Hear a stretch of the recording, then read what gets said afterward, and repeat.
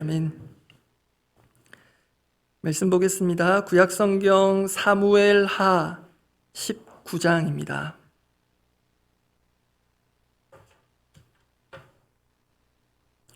사무엘하 19장 1절에서 8절 말씀입니다.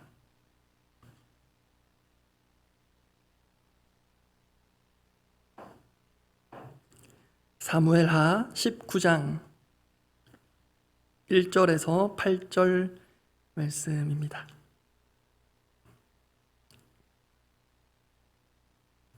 사무엘하 19장 1절에서 8절 말씀, 제가 먼저 1절 읽겠습니다. 어떤 사람이 요압에게 아뢰되 왕이 압살롬을 위하여 울며 슬퍼하시나이다 하니 왕이 그 아들을 위하여 슬퍼한다 함이 그날의 백성들에게 들리매 그날의 승리가 모든 백성에게 슬픔이 된지라. 그날의 백성들이 싸움에 쫓겨 부끄러워 도망함같이 가만히 성읍으로 들어가니라.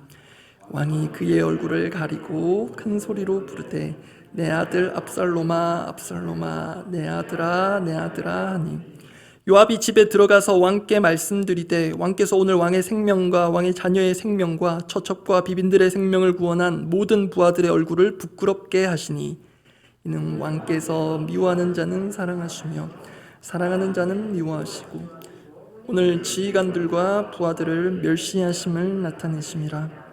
오늘 내가 깨달으니 만일 압살롬이 살고 오늘 우리가 다 죽었다면 왕이 마땅히 여기실 뻔하였나이다. 이제 곧 일어나 나가 왕의 부하들의 마음을 위로하여 말씀하옵소서. 내가 여호와를 두고 맹세하옵나니 왕이 만일 나가지 아니하시면 오늘 밤에 한 사람도 왕과 함께 머물지 아니할지라. 그리하면 그 화가 왕이 젊었을 때부터 지금까지 당하신 모든 화보다 더욱 심하리이다 하니 왕이 일어나 성문에 앉음에 모든 백성에게 말하되 왕이 문에 앉아 계신다 하니 모든 백성이 왕 앞으로 나오니라. 이스라엘은 이미 각기 장막으로 도망하였더라.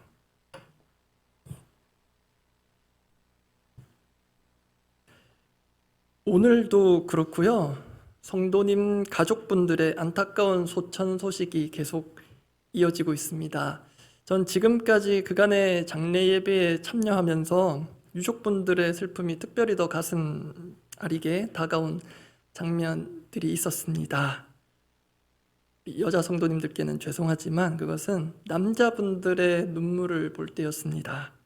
우리 한국 사회 분위기상 남성들은 감정 표현을 자제하는 걸 미덕으로 삼는 것도 있고요. 또 슬픔에 잠긴 아내분이나 또 다른 가족들을 위로하고자 자신의 슬픔은 애써 삼키려는 면도 있는 것 같습니다. 그럼에도 어찌할 수 없이 흐르는 눈물과 흐느끼시는 모습을 볼 때 그러한 정제된 슬픔 같은 것이 저의 마음을 흔들리게 만드는 것 같습니다. 오늘 본문에도 안타까운 소천 소식과 이를 접한 한 남자 아버지의 반응이 나옵니다. 바로 다윗의 아들 압살롬이 반역군의 수장으로서 아버지 다윗 편의 군대와 맞선 그 전면전에서 전사한 것입니다. 그런데 앞서 말씀드린 대로 우리네 남성들과는 달리요, 다윗은 아들을 잃은 아픔과 슬픔을 고스란히 쏟아내고 있습니다. 참고로 히브리 성경은 우리가 가진 한글 성경 사무엘하 18장 33절이 19장 1절로 시작을 하거든요. 그래서 사무엘하 18장 33절을 시작 삼아서 함께 읽어보겠습니다. 사무엘하 18장 33절입니다. 함께 읽어보겠습니다. 왕의 마음이 심히 아파 문 위층으로 올라가서 우니라. 그가 올라갈 때에 말하기를 내 아들 압살롬아 내 아들 내 아들 압살롬아 차라리 내가 너를 대신하여 죽었다면 압살롬 내 아들아 하였더라. 내 아들아 내 아들아. 제 마음에 와닿아서 설교 제목도 그렇게 잡았습니다. 내 아들아 내 아들아. 차라리 내가 너를 대신하여 죽었다면.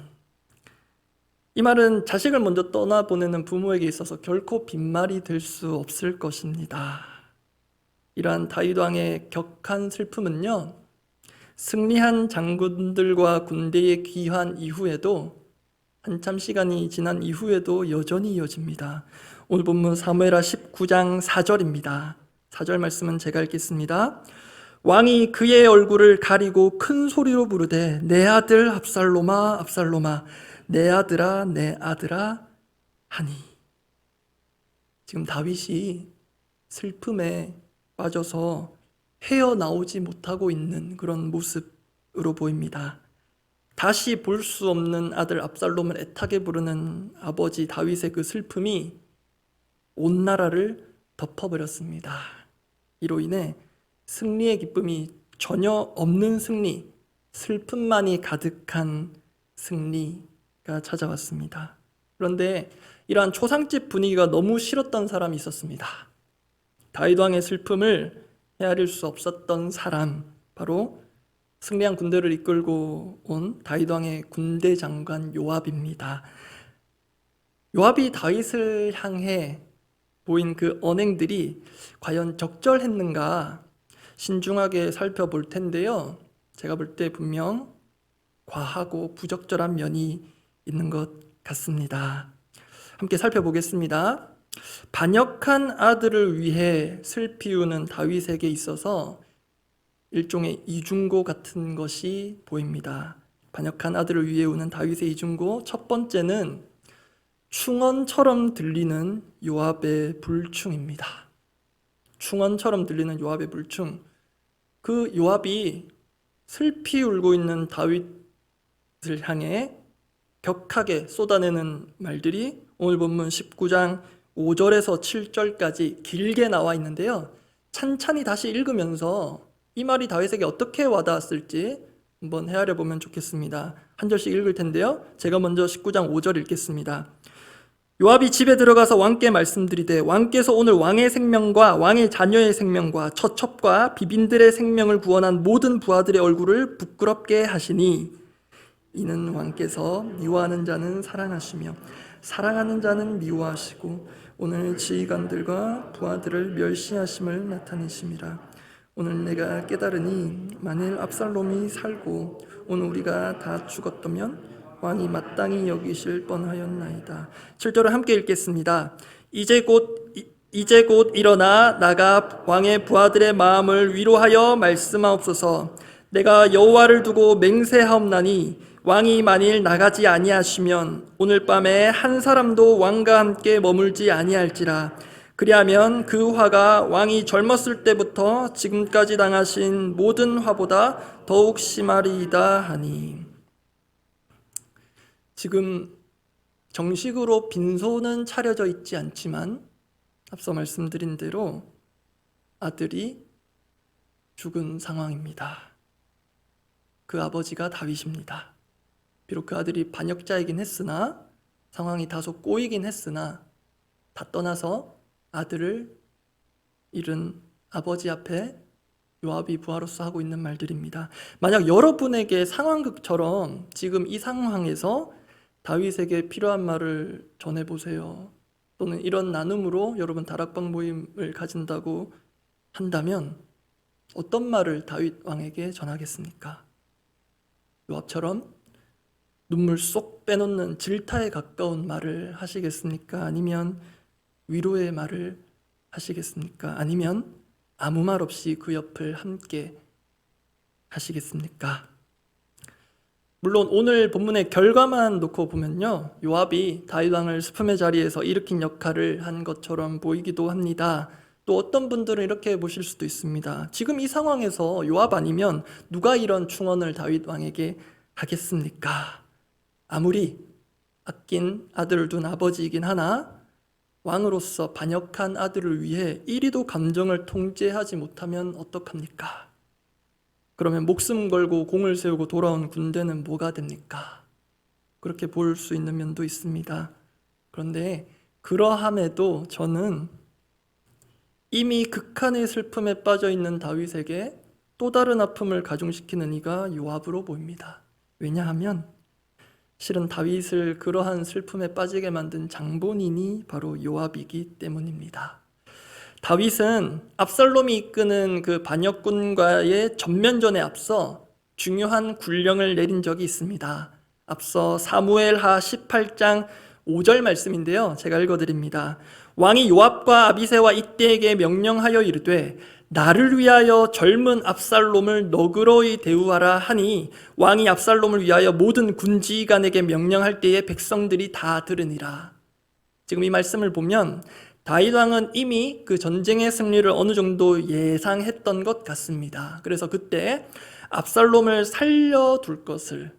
살려서 데리고 올 것을 명령했습니다. 이것은 최고 군 통수권자의 군령이자 왕의 어명이기도 했습니다. 요압을 포함한 모든 군 지휘관들 뿐만 아니라 백성들도 다 아는 것이었습니다. 그런데 여러분 아마 아시는 대로 압살롬은 그 전쟁에 패전하여 도망하던 중 나무에 머리가 걸려서 꼼짝 못하게 되는 상황에 처했습니다. 이를 발견한 한 병사가 요압에게 이 사실을 보고하는데요. 요압은 그 병사를 향해 네가 왜 압살롬을 처단하지 않았느냐 나무랍니다. 이에 대해 병사는 다윗 왕의 그 명을 언급하면서 그럴 수 없다고 물러서는데요. 그때 요압이 결국 스스로 나서서 다윗 왕의 그 명을 어기고 압살롬에게 치명적인 일격을 가합니다. 그게 사무엘하 18장 14절에 나옵니다. 제가 읽어드리겠습니다. 사무엘하 18장 14절입니다. 요압이 이르되 나는 너와 같이 지체할 수 없다 하고 손에 작은 창 셋을 가지고 가서 상수리 나무 가운데서 아직 살아있는 압살롬의 심장을 찌르니. 누가 찔렀다고요? 즉 다윗으로 하여금 압살롬을 잃은 슬픔에 빠지게 만들고 온 나라에 슬픔만 남은 승리를 가져온 이가 바로 요압입니다. 그렇다면 슬픔에 빠진 다윗을 일으키고자 고언을 할 때 하더라도 자신의 잘못을 먼저 아뢰고 사죄하는 것이 먼저입니다. 예를 들면 이런 식입니다. 왕이 지금 슬픔에 빠지신 것은 저의 잘못입니다. 제가 군령을 어기고 압살롬을 처단하였습니다. 저를 죽여주십시오. 그렇지만 왕이시여, 이렇게 아들을 잃은 슬픔에만 빠져 계시면 왕을 위해 목숨 걸고 싸운 백성들은 시리에 빠져 또 다른 슬픔을 안게 되옵니다. 전하, 통촉하여 주시옵소서. 그럼에도 요압은 군령을 어긴 자신의 잘못에 대한 언급은 전혀 하지 않습니다. 이 모든 상황이 100%, 200% 다윗 왕 때문이라는 식으로 말한 게 우리가 아까 읽은 5절에서 7절입니다. 그리고 그런 다윗을 위로하는 말은 1도 없습니다. 아무리 다윗뿐만 아니라 모두를 공경에 빠뜨린 반역자이지만, 그런 반역자 아들이지만, 그래도 아들을 잃고 슬픔에 빠진 아버지에게, 또한 왕에게 감히 부하로서 하기 힘든 그런 폭언에 가까운 협박에 가까운 말들을 하고 있습니다. 여러분이 만약 다윗이라면 감당이 되시겠습니까? 이렇게 요압의 그 언행에 지나친 부적절함에 대한 직간접적인 성경의 언급이요, 오늘 본문 뒤에 나옵니다. 반란군을 다 진압하고 다윗은 자신의 슬픔을 추스르고 다시 이스라엘을 새롭게 정비하기 시작하는 대목인데요, 그 대목에서 다윗이 조금은 잃은 감이 있는데 요압의 자리를 대체할 사람을 임명합니다. 사무엘하 19장 13절입니다. 사무엘하 19장 13절 제가 읽어드리겠습니다. 너희는 또 아마사에게 이르기를 너는 내 고륙이 아니냐, 네가 요압을 이어서 항상 내 앞에서 지휘관이 되지 아니하면 하나님이 내게 벌 위에 벌을 내리시기를 바라노라 하셨다 하여. 묘한 것은요, 아까 우리가 읽었던 요압이 한 말 중에 7절에서 요압은 여호와의 이름을 거론하면서 거의 저주에 가까운 협박을 다윗에게 한 적이 있습니다. 마치 그것을 연상시키듯 다윗은 요압 대신 아마사가 앞으로 군 지휘관이 될 것을 그 역시 아주 강한 어조로 명하고 있습니다. 만약에 요압이 압살롬과의 전쟁에서 세운 공, 그리고 아들을 잃은 슬픔에 빠진 다윗 왕을 일으킨 그 충원의 공이 인정된다면 지금 확인되는 이러한 지휘관 교체는 어울리지 않습니다. 반역한 아들을 위해 우는 다윗의 이중고 두 번째입니다. 두 번째는 그럼에도 앉아야 할 왕의 자리입니다.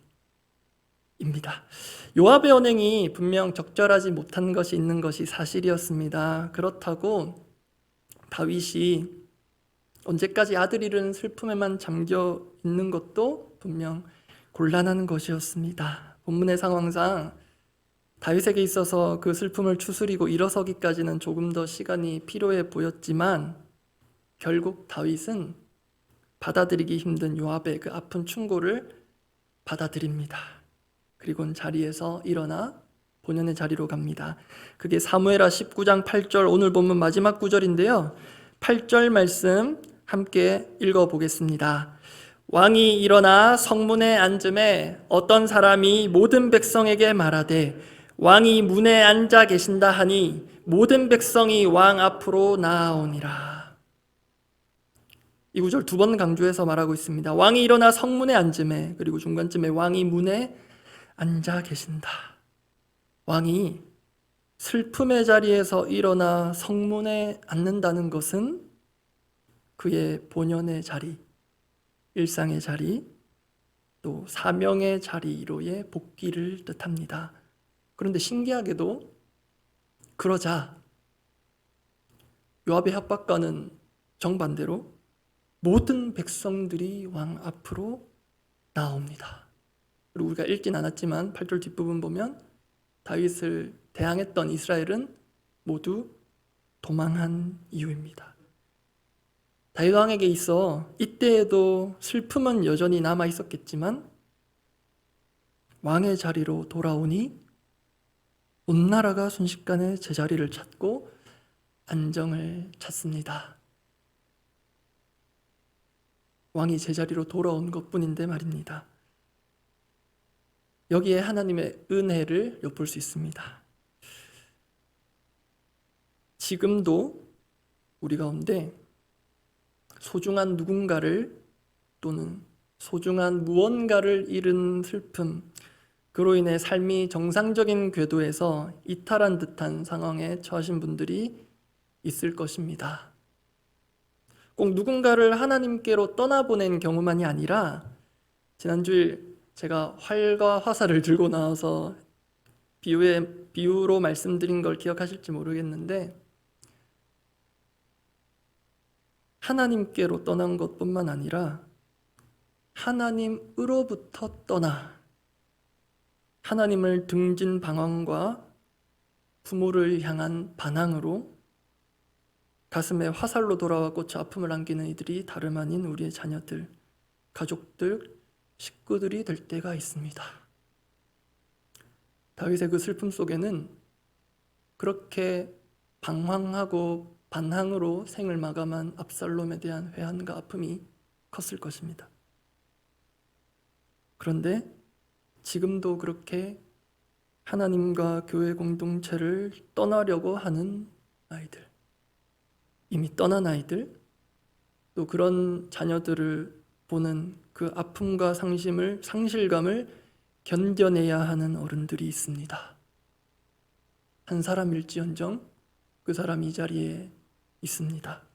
죄송스럽기도 하고 담당 교역자로서 저도 역시 마음이 많이 아픕니다. 그러나 그럼에도 아픔과 어려움을 딛고, 아니 오히려 그럴 때일수록 주님은 누군가를 통해서든 어떤 방편을 통해서든 우리를 있어야 할 자리로 부르시는 것 같습니다. 그게 누군가에게는 기도의 자리일 수 있고요, 일상의 자리일 수도 있습니다. 또 누군가를 섬기는 자리일 수도 있습니다. 더 크게 말하면 하나님께서 우리에게 맡기신 자리, 하나님께서 우리를 부르신 자리, 보내신 자리일 수 있습니다. 우리 인생에 가장 소중한 누군가를 잃은 것 같아서 내 목숨을 바꿔서라도 잘 되어야 하는 우리 자식들에게 문제가 생겨서 너무 아프고 힘들 때 여러분 우리가 기억할 것이 있습니다. 실은 우리 인생에 가장 소중한 분이 계십니다. 그 무엇보다 더 소중한 분이 계십니다. 그 소중한 하나님께서 우리를 소중히 여기시며 우리 삶이 극한의 아픔과 어려움 속에 있을 때에도 제자리를 찾아가기를 원하십니다. 하나님께서 때로 따뜻한 위로로 그렇게 하시기도 하고 때로 따끔한 질책으로 그렇게 하시기도 합니다.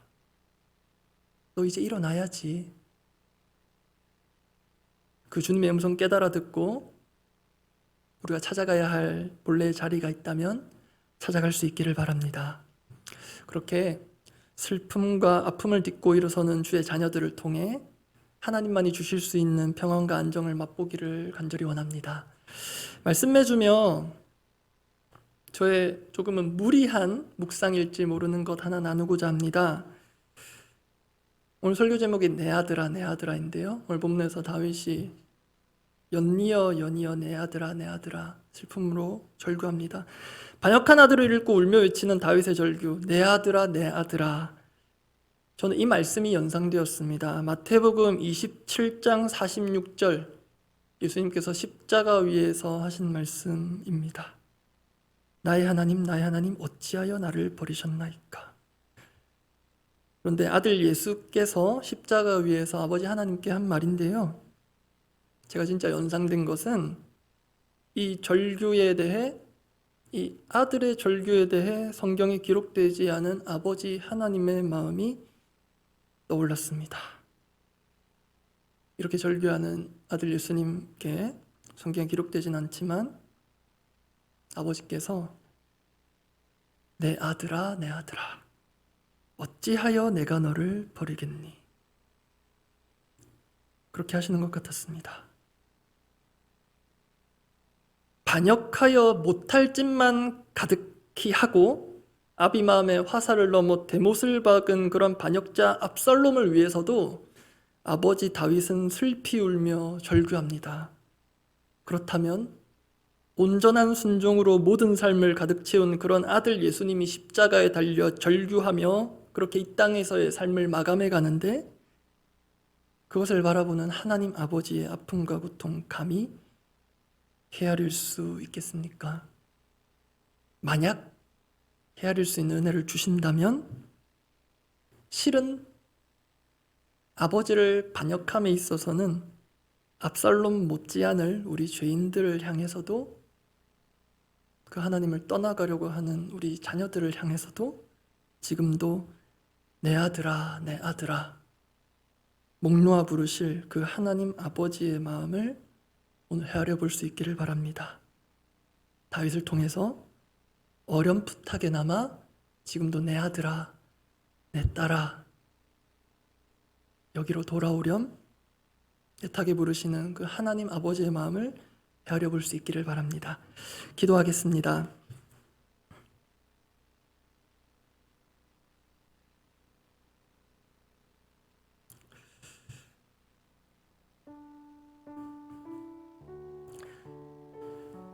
가족을 특별히 하나님께로 떠나보낸 가정들뿐만이 아니라 그에 못지않은 아픔과 상실감을 애써 추스리고 누르고 있는 가정이 있다고 하나님 말씀하시는 것 같습니다. 물론 모든 가정이 그렇진 않을 것입니다. 그런 가정들이 있다면 결국 하나님께서 그 모든 아픔의 시간들을 지나게 하시고 충분히 지나도록 배려하실 것이고 결국 그 자리에서 있어야 할 자리로 주님께서 이끌어 올려주실 것입니다. 그리고 그 아픔 지금도 이미 주님께서 함께하고 계실 것입니다. 혹시 숨겨놓은, 그냥 눌러놓은, 부끄러워서 다른 사람들에게 나누지도 못했던 내 속에 있는 아픔과 상실감, 우리 가족에게 있는 그런 아픔들이 있다면 주님께 잠잠히 아뢰고, 혹시 그런 가정의 아픔을 아는 분들이 있다면 중보하며 그렇게 기도하기를 원합니다. 기도하겠습니다.